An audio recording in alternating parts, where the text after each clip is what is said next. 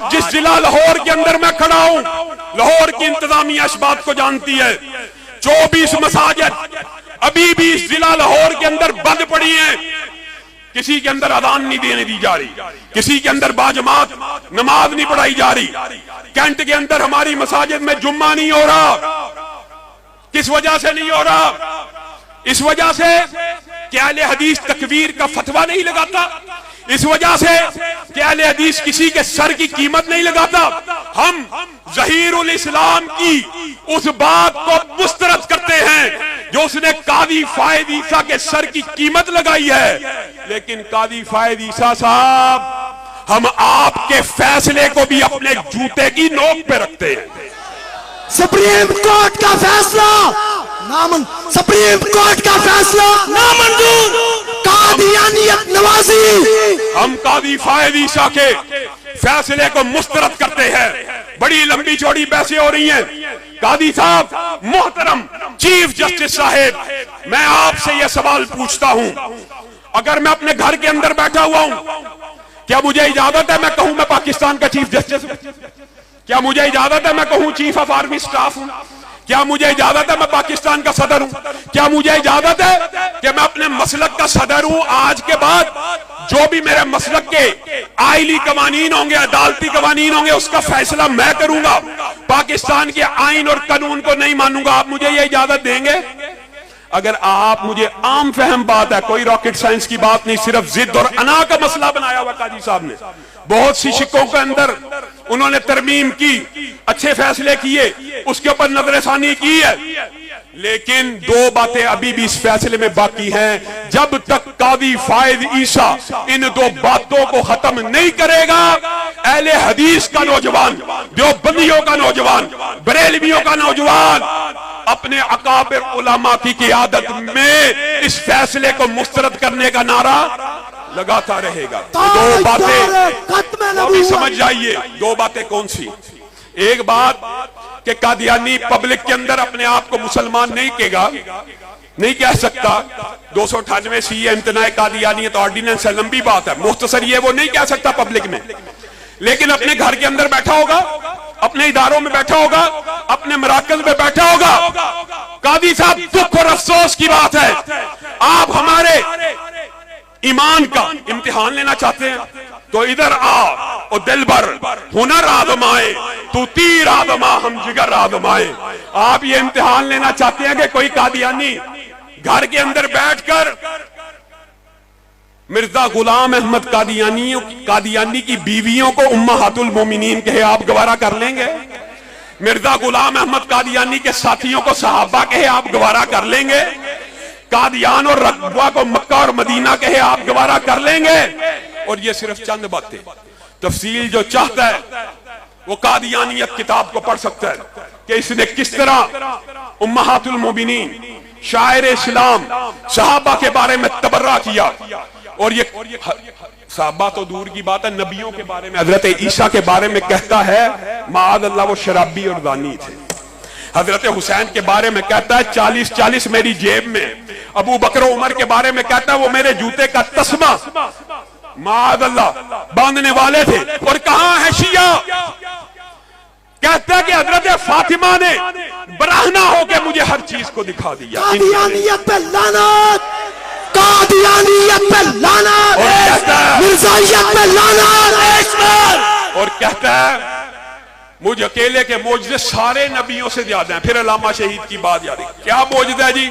سب سے بڑا معجزہ تو یہ ہے جس وقت میری شادی ہوئی میں شادی کے قابل نہیں تھا۔ حکیم نور دین کو پتا چلا، اس نے کہا شادی نہ کرنا، فتنے کا خطرہ، بیوی فتنے میں مبتلا ہو جائے گی۔ لیکن میرا معجزہ دیکھیے، ابھی 5 ماہ نہیں تھے گزرے، میرے گھر میں بچہ پیدا ہو گیا۔ علامہ شہید نے چنیوٹ میں کھڑے ہو کے کہا تھا معجزہ تیرا نہیں تیری بیوی کا۔ اگر اس معجزے کو ماننا بھی ہے تو معجزہ تیرا نہیں تیری بیوی کا۔ اتنا غبی، اتنا بدعقل، کہتا بچپن میں ایک جیب میں ڈھیلا لے کے جاتا تھا، ایک جیب میں گڑ کا ایک ٹکڑا لے کے جاتا تھا۔ ایک دن گڑ کے ٹکڑے سے استنجا کیا اور اسی کو منہ میں ڈال دیا، اور ایک دن مٹی کے ڈھیلے سے استنجا کیا، اس کو منہ میں ڈال دیا۔ اب آپ یہ بات بتائیں قاضی صاحب، اس طرح کے غبی انسان کو جو مسلمانوں کو کہتا ہے یہ کنجریوں اور رنڈیوں کی اولاد ہے، انا للہ و انا الیہ۔ میں نے مرزا غلام احمد قادیانی کی نبوت کو نہیں مانا، آپ نے نہیں مانا، مانا ہم نے نہیں ہے، اور گالیاں کس کو دے رہا ہے؟ ہماری ماؤں کو۔ کیا یہ زبان کسی نبی کی زبان ہو سکتی؟ اور پھر اس فیصلے کی جو دوسری شق ہے جس کے اوپر علماء کو اختلاف ہے، یہ ظہیر الحسن صاحب نے فتویٰ دیا، اور وہ فتویٰ نہیں دینا چاہیے، مسترد کرتے ہیں، لیکن یہ علماء کے اوپر چڑھائی کا ان کو موقع مل گیا، اور علماء کو بیک فٹ کرنے کا ان کو موقع مل گیا کہ دیکھیں جی یہ ہو رہا ہے، وہ ہو رہا ہے، وہ ایک الگ بات ہے، اس فتوے کا علماء مسترد کرتے ہیں۔ لیکن جو آپ نے لکھا کہ تفسیر صغیر کو قادیانیوں میں بانٹ سکتا ہے، یعنی قرآن پاک کی کوئی بندہ اٹھے، تفسیر کرے، تحریف کرے، اور اپنے مسلک میں، اپنے گروہ میں، اپنے ادارے میں، اپنے مراکز میں بانٹنا شروع کر دے، آپ اس چیز کو قبول کریں گے؟ نہیں کریں گے۔ یاد رکھیے، آج اگر بات آئی ہے تو سن لیجئے، امت کے اندر دو گروہ ایسے ہیں کہ جن کی وجہ سے قیامت کی دیواروں تک اتحاد امت قائم ہو سکتا ہے۔ وہ دو گروہ کون سے ہیں؟ ایک گروہ نبیوں کا گروہ ہے، اور ایک گروہ صحابہ کا گروہ ہے۔ رسول اللہ صلی اللہ علیہ وسلم رسول اللہ صلی اللہ علیہ وسلم نے ارشاد فرمایا، عالم ارواح میں اللہ رب العزت نے سب سے مقدس دلوں کو ٹٹولا، سب سے محترم دلوں کو ٹٹولا، اور ان کے اوپر نبوت کے تاج رکھ دیے، اور ان میں سے بھی جس کو سب سے افضل پایا اس کے سر کے اوپر ختم نبوت کا تاج سجا دیا۔ ایک طبقہ یہ ہے، ایک ختم نبوت کا تاج ہے جو قیامت تک امت کو ایک رکھ سکتا ہے، اور اسی حدیث کے اگلے الفاظ کیا ہیں؟ انبیاء کے بعد عالم ارواح میں اللہ رب العزت نے سب سے مقدس، مطہر، پاکیزہ دلوں کو ٹٹولا، اور ان کو میرا صحابی بنا دیا، کسی کو میرا سسر بنا دیا، کسی کو میرا داماد بنا دیا، کسی کو میرا ساتھی بنا دیا، کسی کو میرا وزیر بنا دیا۔ اور میں طارق یزدانی صاحب کے نعرے کی تکرار چاہتا ہوں، اور بیگم کوٹ چوک کے اندر اتحاد امت کے یہ دو گروہ، ایک ختم نبوت کا تاج، ایک صحابہ کا دفاع، انشاءاللہ قیامت کی دیواروں تک اہل حدیث دیوبندی اور بریلویوں کو یکجا رکھنے کا واحد فارمولہ ہے۔ تو یہاں پر اس حوالے سے ہمارا نصاب، ہمارا نعرہ، جو یزدانی صاحب کہہ رہے تھے نا کہ نعرہ، آپ کو یاد نہیں ہے، یہ ہمارا نعرہ نہیں ہے، یہ ہمارا نصاب ہے، اور اس کی گونج بیگم کوٹ سے رافضیوں کے ان اڈوں تک جانی چاہیے جہاں بیٹھ کر وہ اعلانیہ کہتے ہیں کہ ہمارا مسلک تبرہ ہی تبرہ ہے، اور تیرا مسلک تبرہ ہی تبرہ، اور ہمارا مسلک تولا ہی تولا ہے۔ ہمارا مسلک صرف اچھائی کو بیان کرنے والا، اور آپ نے ایک مرتبہ پھر اس بات کو دہرانا ہے، غلغلہ مچانا ہے۔ نبی کے وفادار کون؟ شمع رسالت کے پروانے کون؟ جانثاران ختم نبوت کون؟ ہماری آنکھوں کا چین کون؟ نظر کا نور کون؟ ہمارے دل کا قرار کون؟ اب اس نصاب کو اپنائیے، صحابہ صحابہ صحابہ صحابہ صحابہ صحابہ صحابہ صحابہ صحابہ صحابہ صحابہ صحابہ صحابہ صحابہ صحابہ صحابہ اپنی نشستوں سے کھڑے ہو جائے، صحابہ صحابہ صحابہ صحابہ صحابہ صحابہ صحابہ صحابہ صحابہ صحابہ صحابہ۔ یہ وہ گروہ ہے، یہ وہ مقدس گروہ ہے، اور بات آئی ہے تو یہ بھی بات کہہ کے اپنی بات کو آگے بڑھاؤں گا۔ درد دل سے کہہ رہا ہوں، اور صدقے دل سے، اداروں سے یہ بات کہہ رہا ہوں، اللہ کی قسم، وہ گروہ جو پاکستان کے دشمن ہیں، وہ دو گروہ ہیں، ایک قادیانی اور ایک رافضی۔ وجہ، قادیانیوں کو پاکستان کے آئین میں غیر مسلم لکھا ہے۔ جس آئین اور قانون میں کسی کو غیر مسلم لکھا ہو اس آئین اور قانون کا وہ احترام کر سکتے ہیں؟ نہیں کر سکتے، عام فہم بات ہے۔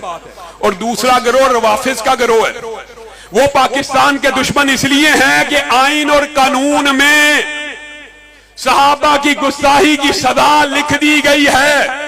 جن لوگوں نے گستاخی کرنی نہیں ان کے لیے چاہے جو جی چاہے سزا ہو ان کو قبول ہوتی ہے، اور جن لوگوں نے کرنی ہو وہ اس آئین کے ساتھ مخلص ہو سکتے ہیں کہ؟ تو ادارے مقتدر حلقے یہ بات نوٹ کرے کہ وہ لوگ جنہوں نے گلگت بلتستان کے اندر انڈیا کے پرچم کو لہرایا، آج وطن عزیز کے پارا چنار میں کرم ایجنسی میں اہل سنت کے اوپر جو حملہ آور رافضی ہیں ان کے اسلحے سے جو مدائل ملتے ہیں ان کے اوپر کیا لکھا ہوتا ہے؟ میڈ ان فلاں ایک ہمسایہ ملک۔ جس طرح یاد رکھیے رافضی اور قادیانی کبھی پاکستان کے وفادار نہیں ہو سکتے، اسی طرح وہ اسلام کے بھی وفادار، اسی طرح وہ مکہ اور مدینہ کے وفادار۔ دکھ ہوتا ہے، افسوس ہوتا ہے، ہم کیسی قوم ہیں، ہم کیسے لوگ ہیں؟ وہ ملک جو آئے روز ہمارے اوپر حملہ کرتا ہے، ہمارے بچوں کو میزائل دے دے کے مروا رہا ہے اور اعلانیہ پاکستان میں حملہ کرتا ہے، اس کے لیے پارلیمنٹ میں قرار دادیں ہیں، اور وہ ملک جو دن رات پاکستان کی خدمت میں مشغول ہے، کبھی پٹرول دیتا ہے، کبھی عمرے کے ویزے دیتا ہے، کبھی حجوں پہ بلاتا ہے، کبھی ڈالر کی ضرورت ہو تو بلینز آف ڈالر کی امداد کرتا ہے، اس کے خلاف پراپوگنڈا بھی اگر کرتے ہیں تو یہ دو لابیاں کرتی ہیں۔ مکہ اور مدینہ سے نفرت ان کی گھٹی میں ہے۔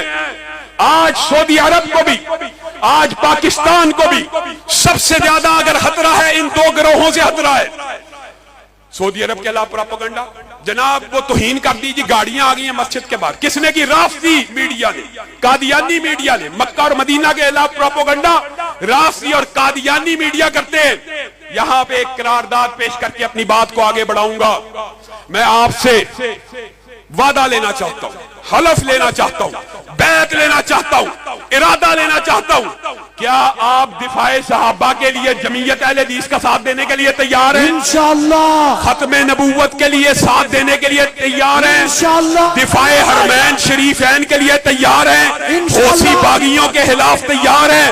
مکہ اور مدینہ کی سرزمین کا تحفظ کرنے کے لیے تیار ہیں؟ انشاءاللہ۔ پاک سعودی دوستی، پاک عرب دوستی، حرم تحفظ حرمین شریفین کے لیے تیار ہو، پاک سعودی دوستی۔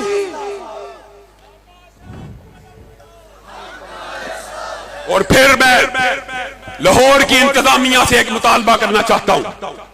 آپ نے ہماری قوت اور طاقت کو دیکھ لیا، آپ نے یکم مئی کا پروگرام بھی دیکھا، آپ نے ایک سال کے اندر اندر جمعیت اہل حدیث کے ملک میں طول و عرض میں بے شمار پروگراموں کا مشاہدہ کیا۔ آج ہم امن پسند لوگ ہیں، ہم تکفیر کے فتوے دینے والے نہیں، ہم قتل کے فتوے دینے والے نہیں ہیں، لیکن ہمارے پہ اتنا ظلم مت کیجئے۔ لاہور کے ڈی آئی جی صاحب سے، لاہور کے ایس پی سے میں یہ مطالبہ کرتا ہوں کہ سب سے پہلے مسجد عمر بن خطاب کو کھول دیا جائے، سب سے پہلے مسجد اللہ والی کو کھول دیا جائے، ورنہ علامہ شہید کے الفاظ میں کئی مرتبہ حقوق مانگنے سے نہیں ملتے، حقوق بھیک اور جھولیاں اٹھا کر نہیں ملتے، حقوق کئی مرتبہ چھیننے پڑتے ہیں۔ اگر آپ نے ان مساجد کو نہ کھولا تو پر امن احتجاج کا حق ہمارے پاس موجود ہے۔ آج آپ کو الٹیمیٹم دیتے ہیں کہ فی الفور آپ کے سامنے آپ کی ٹیبل کے اوپر سارے کیسز براہ راست میری وساطت سے آپ کی ٹیبلوں پہ پڑے ہیں۔ اگر آج میں ایک ہفتے کے اندر ہماری ان 24 مساجد کو نہ کھولا گیا تو میں اہل حدیث عوام کے ہاتھوں مجبور ہوں، اور پھر ان ایس پیز کے آفس کے سامنے ہم سب مل کے دھرنا دیں گے، سب ساتھی آئیں گے۔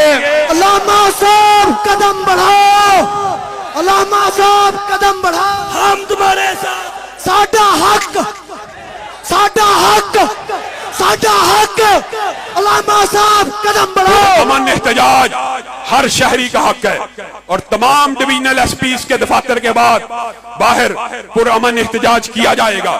آگے بڑھیے، جو کانفرنس کا موضوع اور عنوان ہے، اس حوالے سے چند گزارشات کو کرنا چاہتا ہوں۔ صحابہ کائنات کی وہ واحد جماعت ہے، اور آپ نے تاریخ میں ایسی جماعت نہیں دیکھی ہوگی، ایسا استاد نہیں دیکھا ہوگا کہ جس کے سارے شاگرد کامیاب ہو گئے، سارے کے سارے شاگرد کامیاب ہو گئے۔ اور اللہ کی قسم، بندہ کئی مرتبہ صحابہ کی زندگی کے اوپر غور کرتا ہے تو آنکھوں سے آنسو آ جاتے ہیں کہ کیسے جلیل القدر ہستیاں تھی، کتنے کتنے رتبے تھے، لیکن رسول اللہ کے وضو کے پانی کو زمین پہ نہیں تھے گرنے دیتے۔ حتیٰ کہ ایک مرتبہ رسول اللہ صلی اللہ علیہ وسلم نے تھتکار دیا، تھوک پھینکی تو ایک صحابی نے آگے بڑھ کے ہاتھوں کو لگایا اور آپ کی تھوک کو اپنے چہرے اور جسم کے اوپر مل لیا۔ یہ وہ صحابہ کی جماعت ہے۔ اور ایک صحابی، ذہن میں خیال آتا ہے کیسا عجیب منظر تھا، رسول اللہ صلی اللہ علیہ وسلم فوت ہونے کے بعد چارپائی پہ لیٹے ہوئے، ایک صحابی رسول اللہ کی داڑھی کو ٹٹول رہے۔ صحابہ نے پوچھا یہ کیا کر رہے ہو؟ کہا رسول اللہ کی داڑھی میں سفید بالوں کو گن رہا ہوں۔ آپ ان سفید بالوں کو کیوں گن رہے ہیں؟ کہا آنے والی نسل میں، آنے والے دور میں اگر کوئی سوال کرنے والا ہم سے پوچھ لے کہ رسول اللہ جب دنیا سے گئے تھے تو داڑھی میں کتنے سفید بال سے، ہم جواب دے سکے کہ 19 بال سفید تھے۔ صحابہ نے رسول اللہ کی زندگی کو جس طرح مقید کیا، جس طرح کیپچر کیا، جس طرح محفوظ کیا، اللہ کی قسم آج کا ویڈیو کیمرہ بھی وہ کام نہیں کر سکتا۔ رسول اللہ کی صبح، دوپہر، شام صحابہ نے ساری کی ساری محفوظ کی۔ اور ایک کلیہ جو اللہ رب العزت نے اس جماعت کے بارے میں آپ کو اور مجھے سمجھایا، آپ سن رہے ہیں خطابات، آپ ان احادیث کو جانتے ہیں کہ ایک عام بندہ سونے چاندی کے پہاڑ خرچ کرے، احد پہاڑ سے زیادہ خرچ کرے، ایک صحابی اٹھے اور آدھ ہاتھ چاول، گندم اور جو خرچ کرے۔ رسول اللہ صلی اللہ علیہ وسلم نے فرمایا سونے چاندی کے پہاڑ اس آدھ ہاتھ کی گندم کا مقابلہ نہیں کر سکتا۔ جس آنکھ نے میرے چہرے کو دیکھا، اس آنکھ کے اوپر جہنم کی آگ کو حرام کر دیا۔ اس کے بارے میں اللہ نے ایک کلیہ دیا ہے، ایک سنت دی ہے جس کو میں نے اور آپ نے اپنانا ہے۔ وہ کلیہ اور سنت کیا ہے؟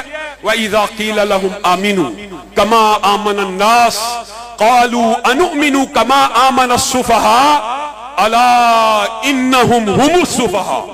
صحابہ کی بات جب بھی آئی ہے، اللہ رب العزت نے ایک سنت بیان کی ہے۔ کس کی سنت؟ اللہ کی، کہ کوئی بندہ کسی صحابی کے بارے میں جو بات کہے گا اس کے اوپر پلٹا دی جائے گی۔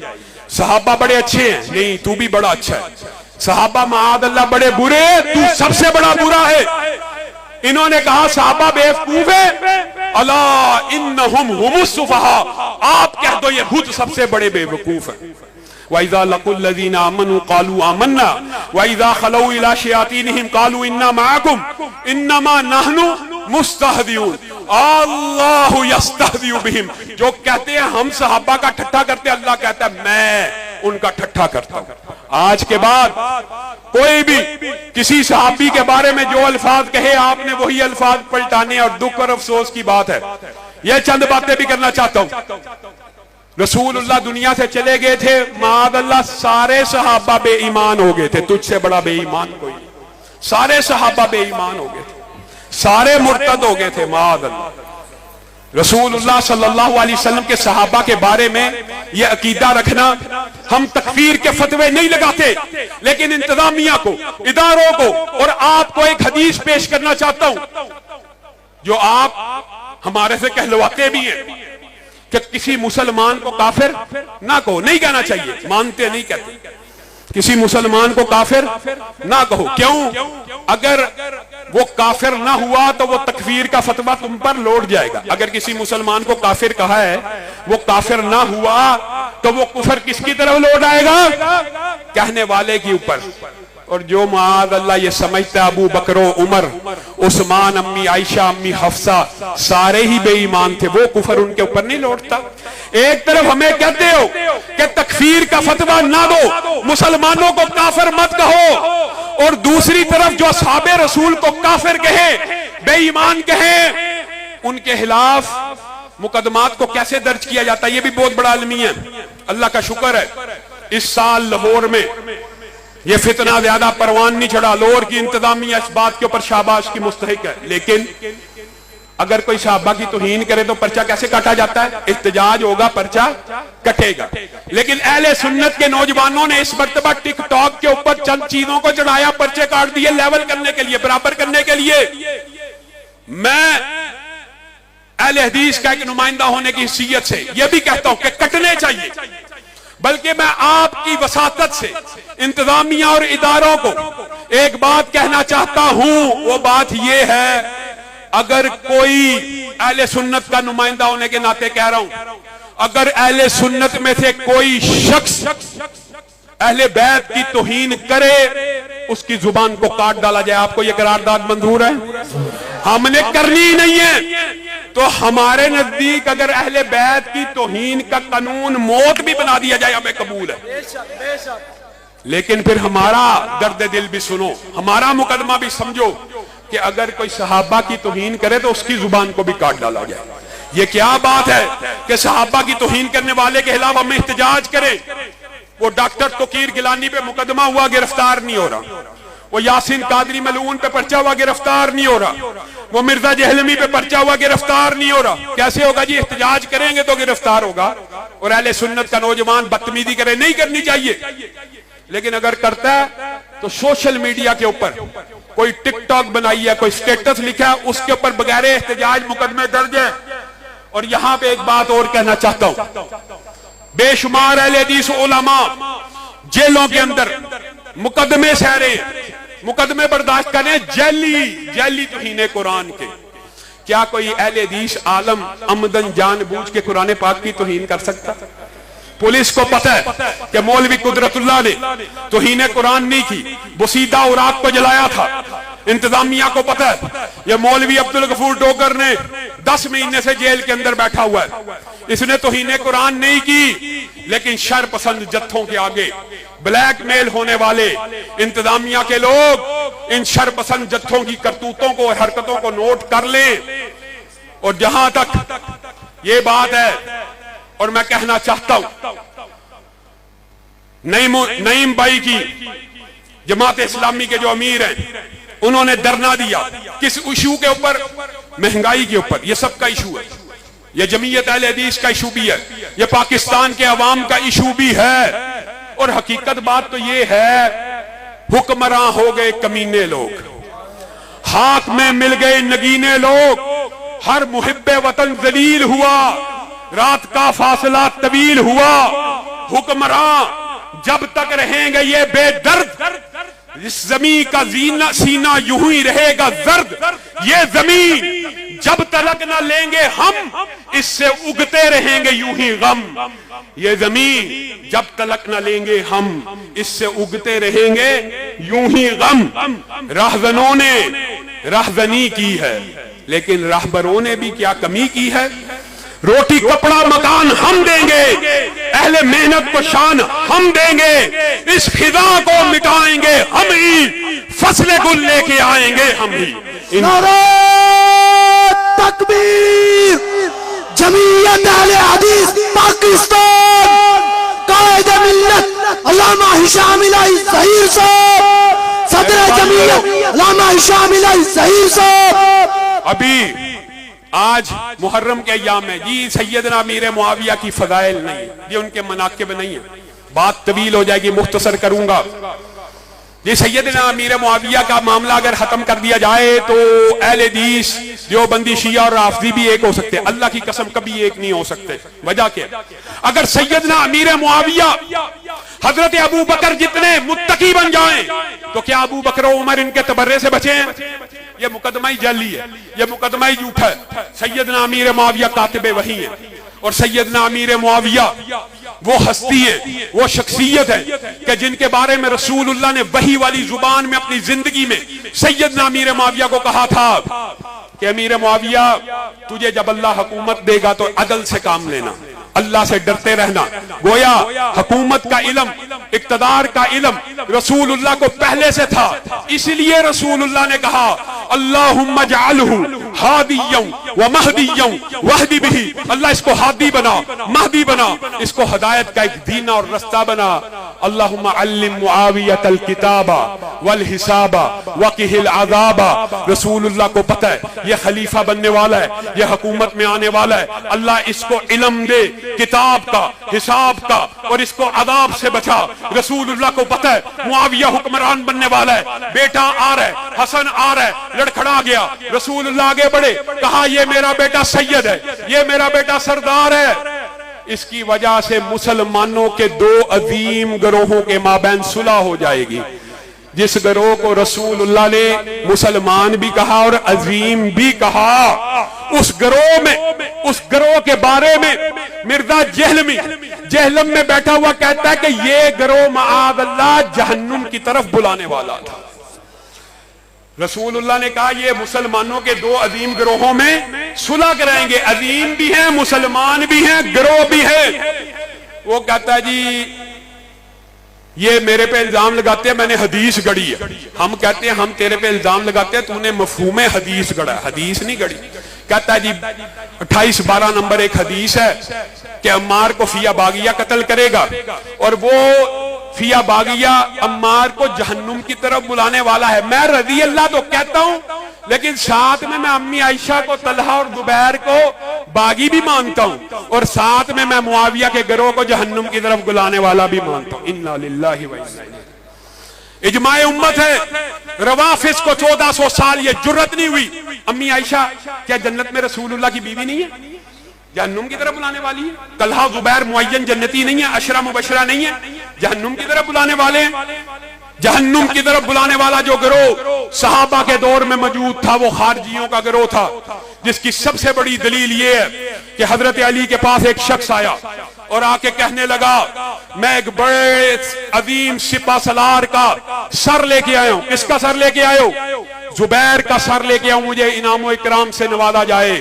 تو حضرت علی نے کیا جواب دیا تھا؟ زبیر کا سر لانے والے تجھے جہنم کی بشارت، کیونکہ میں نے رسول اللہ سے سنا تھا ہر نبی کا ایک حواری ہوتا ہے اور زبیر میرا حواری. اب بتائیے کیا اہل سنت کے کسی ایک عالم نے 1400 سال میں حضرت علی کے اس قول کی وجہ سے یہ کہا کہ حضرت علی کا گروہ جہنم کی طرف بلانے والا تھا؟ حضرت علی نے خود کہا کہ زبیر کا سر لانے والے تجھے جہنم کی بشارت، ہم نے تو نہیں کہا.